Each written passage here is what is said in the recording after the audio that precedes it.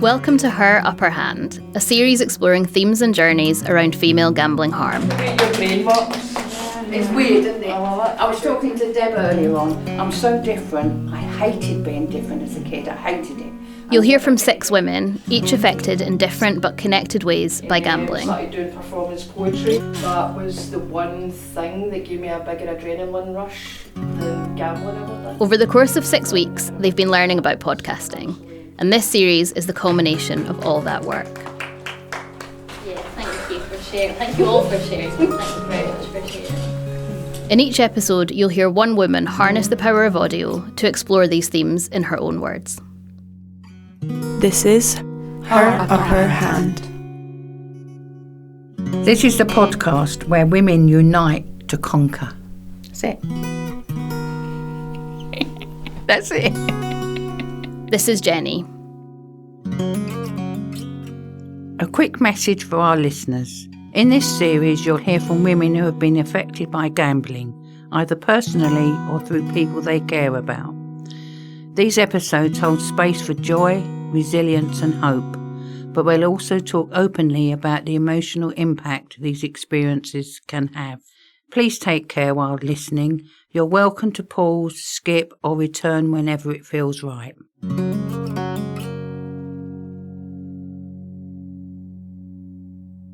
Hi, my name is Jenny. I'm 74 and have experienced gambling harm. My life has been fruitful, exciting, frightening, overwhelming and at times terribly sad. I want to tell you about the bad and the good times. I don't want the gambling part of my life to define the person that I really am. Gambling masked the hurt and insecurities I was feeling at the time. It was a bizarre comfort to me, but it was also a force that I struggled with. It dragged me into a dangerous hole that I couldn't climb out of. Throughout my life, I always thought I wasn't good enough. I had low self-esteem and I was a very insecure, strange child, a shrinking violet, always on the outside looking in. I hated people leaving me. I felt abandoned and unloved. I wrote this poem and it explains why I felt this way. Abandonment, the night my mother left me. I awakened with bleary eyes. The air smelled stale with an eerie silence. No one was there. With fearful thoughts I wonder, where is she? I miss the encompassing warmth of my mother's breast. Where is she? Our 3 little bodies huddled together in a fetal pose, Sandra, John and I. David, an infant in his crib, breaking the silence with his hungry cry. As the night grew longer, his cry grew louder, but no one came to rescue us from a life of hunger and pain. Where is she? Why did she go? What did we do? Weren't our children enough for you, Mother? Her memory sits deep within my being. My tears are like raindrops that are nestled in the petals of a dying rose. The pain is gnawing, clawing, clinging deep inside my heart, clenching my body, twisting my feelings into grotesque thoughts, controlling my life. But my loss was also hers. My pain was also hers. Her guilt will encompass her existence. It will hamper her happiness. It will invade her dreams. It will slowly eat into her soul and control her life. At first, I felt anger, but now I only feel sadness and pain, as she will also. I have to forgive you. Showing compassion heals my own broken heart. Despite your shortcomings, I still love you and need you, Mother.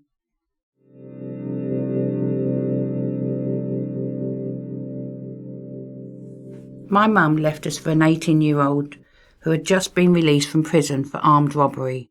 Talk about jumping out of the frying pan into the fire. I was 4 at the time Mum left. Baby David, who was 3 months, was adopted, and Sandra 5 and John 18 months, and I were pushed from pillar to post. Foster parents and so-called aunties, but eventually we ended up in a long-term children's home. Throughout my childhood, I was often abused and neglected, and of course this had an adverse effect on me. We left the home at 13 to live with Dad, who was 74 at the time. He had remarried a 26-year-old Jamaican called Phyllis May. They had a child together called Susie, who was then 2. No Viagra needed for my dad. Dad's marriage to Phyllis May had already broken down, and she lived downstairs with Susie in a tiny little room. She eventually moved back to Jamaica, taking Susie with her. I miss Susie quite a lot.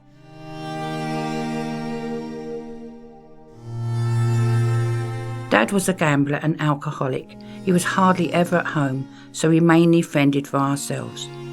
On Friday nights, John and I used to stand at the tube station for hours waiting for Dad to come home to take us food shopping. He often didn't turn up, so we went hungry. We had 2 rooms on the top floor of a flat. Sandra and I shared a bed in one room, and John shared a bed with Dad in the other. This room was partitioned off to form a kitchen. There was no fridge, no running water, and a stinking slop bucket in the corner of the room, covered up by a curtain. It was my duty to empty the slop bucket down 2 flights of stairs, and as I was a very nervous child, at the slightest noise I would jump, and this would result in me spilling some of the contents of the bucket all over the stairs. A messy job to clear up. It was a difficult time, but also character building.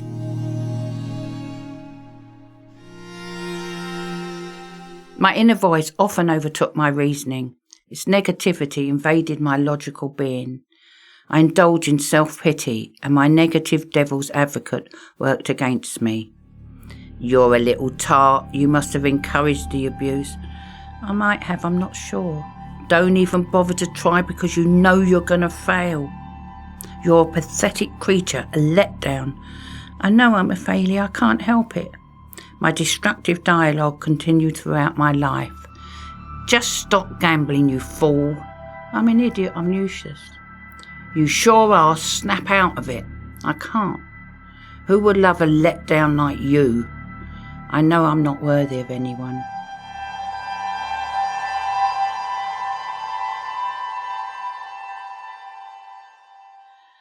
As I said before, strangely gambling was an escape for me. Somewhere that was familiar and the social contact was consistent and reliable. But I had to fight this negativity and rebuild my life.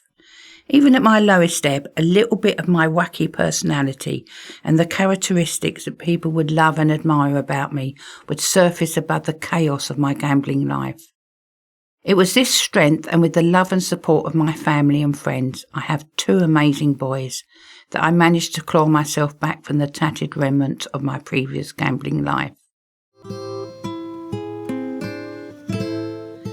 I enjoyed the small victories, tried new experience, and overcame many obstacles. By embracing every opportunity offered to me with an open heart and mind, I became a proactive part of the community, supporting local projects, and I fought against social injustice. When I was 65, I joined Craft Cafe in Govan and found I had a talent for making wacky, colourful and sometimes emotive art. It was at this time that I explored poetry, good medium for me as I can put my emotions down on paper. I have taken part in art exhibitions and I run a little art class.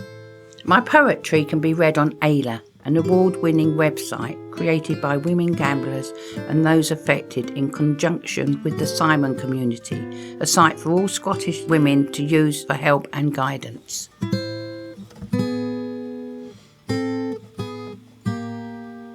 I also rekindled my love of travel. Travel warms the cockles of my heart. It feeds my overactive brain with wonderful memories. It allows me to face adversity, breathe in pungent smells, meet wonderful people, taste unusual food, and experience scary moments. It gives me strength from within to embrace the obstacles I face. I wrote a poem which is being turned into a song. Not all frightening things stopped as an adult. As part of a study for Bristol University, we were asked to write the words of our own songs, and we were helped with the melody. I sighed a great breath of relief when it was finished, but then they threw us the bombshell. We have to record it. I can't really sing. I'm not being modest, and I warn you, go and make yourself a cup of tea. Have a shower for the next 3 minutes, as I'm going to torture you with my rendition of Travel Makes Me. Travel shapes me, travel makes me, travel feeds my soul. Travel makes me, travel shapes me, travel is my all. I pick up my backpack, so where shall I go? My passport is ready to show. Adventures await me, will foreign men date me? I really need to know. There's food that I've tasted and some that I've wasted. My tongue curls up in disgust. I've tried kangaroo and a sheep's head too, and wiggling worms are a must. I pick up my backpack and move further on. The deserts of Africa call. The places I go, the people I meet, they hold me under their thrall. Travel shapes me, travel makes me, travel feeds my soul. Phew, glad that's over. Are you there or have you disappeared completely? I thought I was singing to myself. A fun but frightening project. I love living in Glasgow. It gives me the chance to experience diversity and delve into interesting projects and realistic architecture and culture. I sometimes struggle with my demons, but I know I have strength from within and the support of an amazing pool of friends and the community. This episode was created by Jenny. Before we go, we wanted to recognise that some of the content from today's episode may have resonated with some of you. If any part of the conversation felt a bit too familiar or brought up some difficult feelings, especially around gambling harm, whether it's affecting you directly or someone you care about, please know that you don't have to face this alone. There are free, confidential services out there to help support you. If you feel that you are in a crisis, please contact the National Gambling Helpline on 0808 8020 133 or the Samaritans on 116 123. Both services operate a 24-hour, 7 days a week helpline. You can also find more information and support through the Bet No More website. That's betno, as in KNOW, moreuk.org.